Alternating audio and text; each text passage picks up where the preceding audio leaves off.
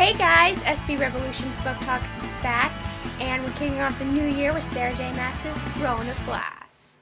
So I was introduced to this book this summer, and I was like, okay, so this book it's kind of not getting my attention, and it didn't for like the first 50 pages or so. But then once I got past a certain point, I was just into it, and I finished it super fast on vacation. Like my family was like, oh, let's go to Piccadilly Circus in London. And I was like, oh, it's okay. I'll just stay in the room and finish Throne of Glass because it's that important. So before I get into any more fawning about it, I'm going to tell you what the book's about. The book is about Selena Sardothien, Adarlan's best assassin.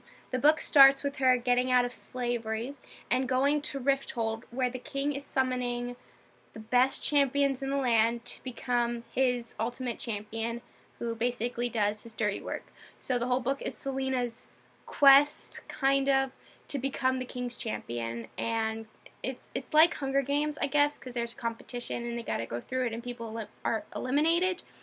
But it's not as centered on the competition as it is what's going on at the same time as the competition. So the characters include Selena Sardothien, Dorian Havilar, the Crown Prince of Adarlan, the king's son, Cale Westfall, the captain of the guard, who is the prince's best friend, Nehemia, the princess of Yulway, she comes to play a lot, and Fleetfoot, which is Selena's dog. So the book is a young adult fantasy, and what drew me into it was the relatability of the characters. Sarah J.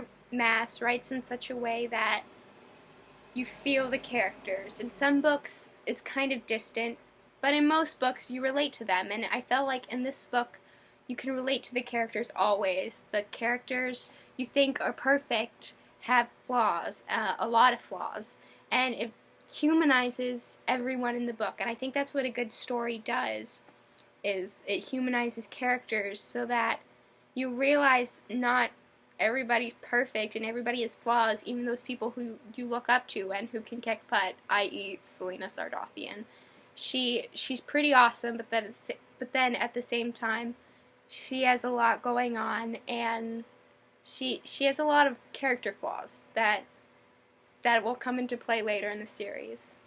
Notice I said series. Throne of Glass is a 5-book series so far, with 2 more coming. So I'll go through the books right now really quick. I won't go into them because there's a lot going on in all of them that you wouldn't understand if you just read Throne of Glass.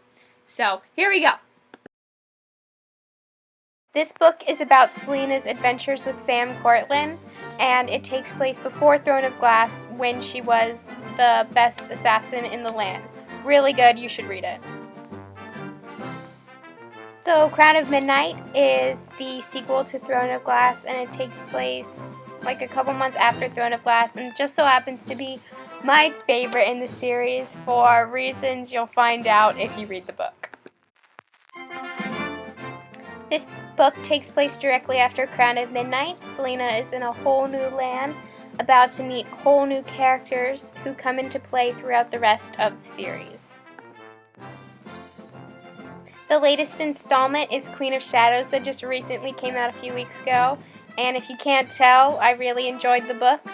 Everybody throughout the whole series was mentioned and brought back into Selena's life, and it just worked out very well in the end, and you'll have to read the series to find out how it went. So I think that wraps it up for the first edition of Book Talk. You should go check out the Throne of Glass series by Sarah J. Maas. I know all of them, except Assassin's Blade, I believe, are in the library, and Throne of Glass, Crown of Midnight, and Heir of Fire are on MP3 in the library, available to students. Miss Buckley's read the book, so make sure you have a good discussion about the books with her. I feel like she has a lot to say on the matter.